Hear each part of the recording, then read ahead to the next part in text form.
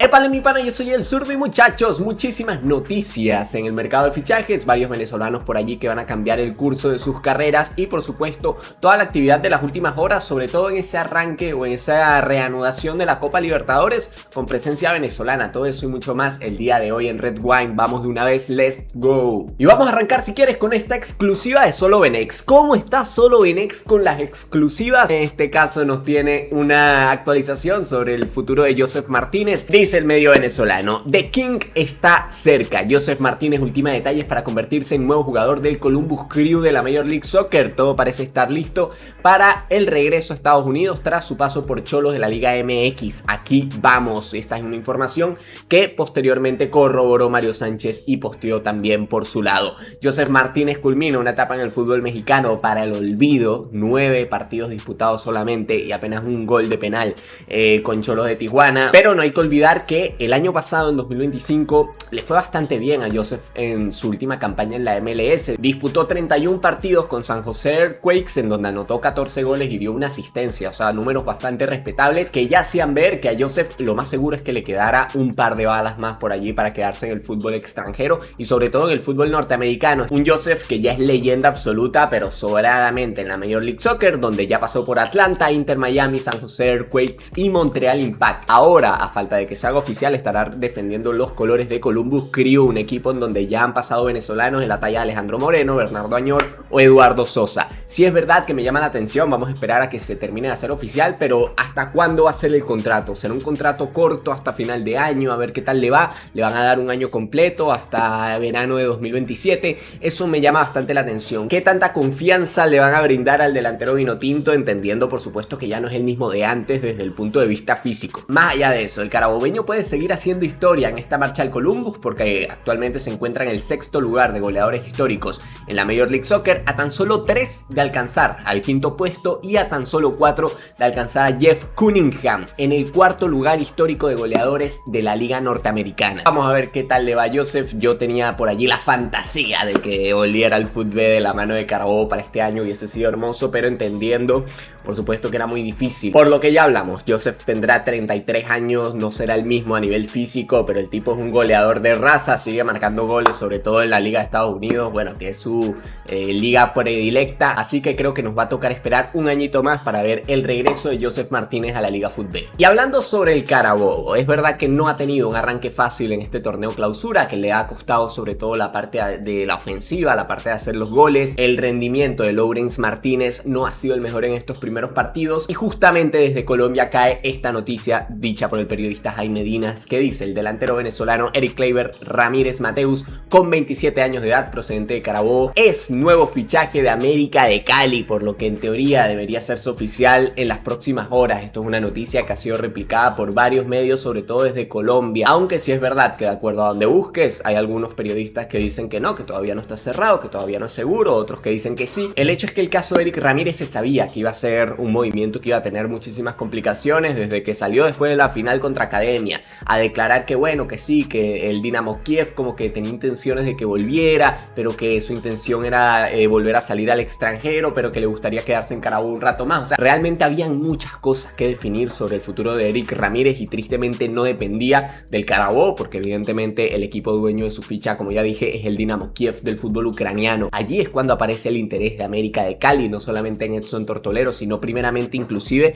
en Eric Ramírez. A día de hoy todo parece indicar que está al caer, que el delantero venezolano de 27 años llega al fútbol colombiano para reencontrarse con Edson Tortolero. Se van dos de los grandes referentes, o los dos grandes referentes en ofensiva del último título conseguido por el cuadro granate. Duele, porque yo sé que duele, pero más allá del dolor hay que entender que Carabobo tiene que salir al mercado, hermano, porque únicamente tenemos a Lawrence Martínez como 9 de área. El hondureño que llegó, Arzú, es un jugador más de banda, que sí, que puede jugar de delantero, pero que no es un goleador nato, y todo el peso goleador del semestre no puede caer en el Tigre Martínez, así que vamos a estar pendientes de esta última novela que me parece que va a tener el cuadro granate, de fichar a un segundo delantero centro. Pero déjame saber acá abajo en los comentarios tú qué opinas sobre este movimiento, quién crees que debería terminar llegando a Carabobo. Interesante también el movimiento por parte de Eric Ramírez, que ya había sido convocado por Osvaldo Vizcarrondo a la doble fecha FIFA de la selección nacional en el mes de junio. Al final no asistió, todos lo sabemos, por disputar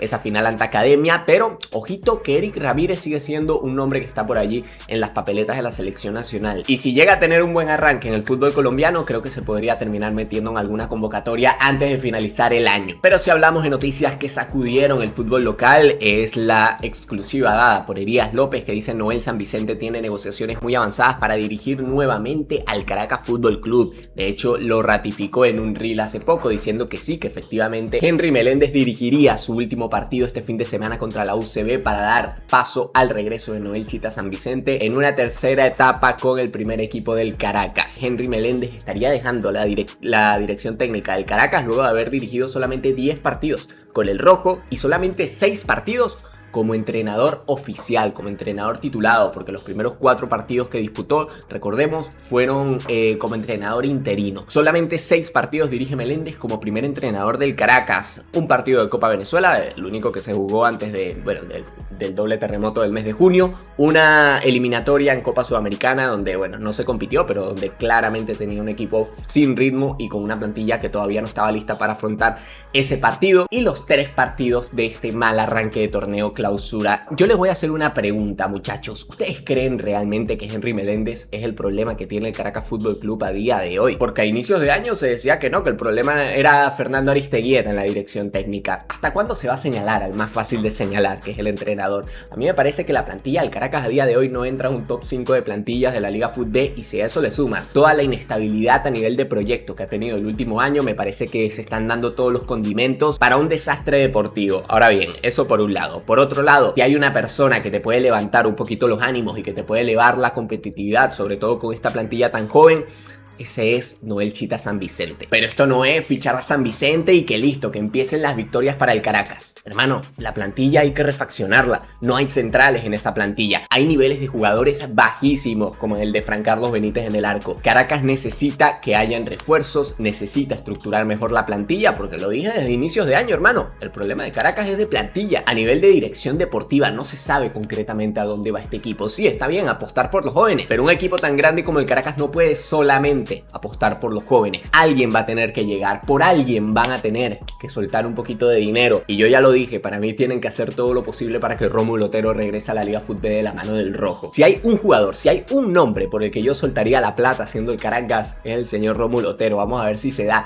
Si es verdad que la presencia de Chita San Vicente también da como esa aura, ¿no? A los ex jugadores del Caracas a querer volver. Dije Rómulo Otero por decir algo, pero también hay muchos por allí, el mismo Juan Piañor. Vamos a ver qué termina ocurriendo. Yo estoy seguro que al inicio le va a ir muy bien al Chita San Vicente. De lo que sí estoy seguro es que en el mediano plazo el solo traer a Chita San Vicente no va a ser suficiente para recuperar la grandeza del Caracas. Necesitan invertir y además invertir de forma inteligente en posiciones clave en la plantilla. Pero déjame saber acá abajo en los comentarios tú qué opinas sobre el regreso de Noel Chita San Vicente, el entrenador que le dio nada más y nada menos que 6 estrellas al Caracas, el entrenador más ganador de la historia de la Liga Fútbol. Y vamos a repasar rápidamente cómo va la fase de clasificación de la UEFA Champions League, porque hay muchos venezolanos involucrados. En primera instancia, el Sturm de Luis Balbo se quedó en la tercera ronda, perdió ante el Fenerbahce, era lo que en principio todos esperábamos, y va a disputar la UEFA Europa League. El equipo que se avanzó al último playoff es el Levski Sofía del señor Christian Makoun, que venció al Kairat y que se va a estar enfrentando entonces en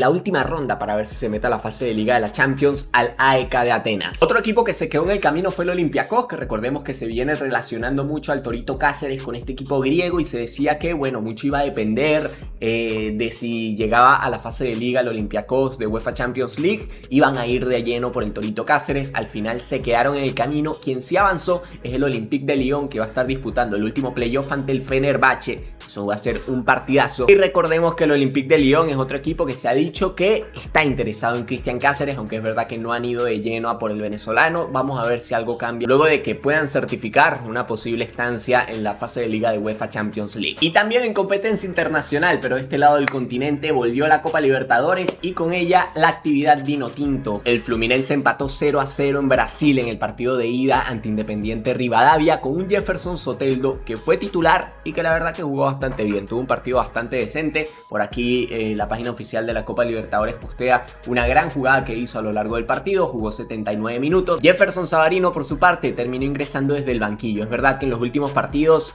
Savarino no ha tenido el nivel esperado. Si hay algo que no estaba en mi quiniela es que en los partidos pesados de Copa Libertadores Soteldo iba a ser titular y Savarino iba a ir al banquillo con Fluminense. No sé hasta qué punto a Saba le ha afectado las últimas recaídas a nivel físico, no sé hasta qué punto le afectó también todo el tema que pasó con la selección nacional, pero lo cierto es que este año no hemos podido ver la mejor versión de Savarino. Y un Jefferson Soteldo que bueno, poco a poco va recuperando algo del nivel que tuvo en algún momento por ahí en el fútbol brasileño. Vamos a esperar el partido de vuelta en Argentina. Y vamos con algunas notas rápidas, muchachos. Rápidamente, el mediocampista italo-venezolano de 20 años Daniele Quieto es nuevo jugador del Cosenza Calcio de la Serie C de Italia. Llega traspasado definitivamente desde el equipo primavera del Inter de Milán. Recordemos que Daniele ya estuvo a préstamo la última temporada en la Serie C italiana, en el Latina Calcio más específicamente. Un Latina Calcio que quedó de 13º en su grupo en la Serie C italiana, y Quieto está pasando un Cosenza que quedó en el 4º lugar de ese mismo grupo, es decir, está pasando un mejor equipo dentro de la tercera división del fútbol italiano. Ya he visto en redes sociales muchos criticando este paso del jugador, que es verdad que pintaba para más en su momento, cuando destacaba en las filiales del Inter de Milán, pero no deja de ser un pequeño paso hacia adelante el que da, pasando de estar en el Latina a estar ahora en el Cosenza. Vamos a ver si ya sentado en un equipo, no a préstamo, sino que ya firmado por un equipo de manera oficial, consigue un poquito de estabilidad por ahí en tercera división y va escalando y mejorando en su carrera. Solamente 20 años para Daniele Quieto. Un saludo al pana que siempre me comenta por allí que hable un poquito sobre Daniele Quieto. Y por último, totalmente oficial, Deportivo La Guaira ya despidió a Diego Osío. Es oficial, el defensor central Diego Osío de Deportivo La Guaira fue traspasado al Al Saura de la primera división de Irak.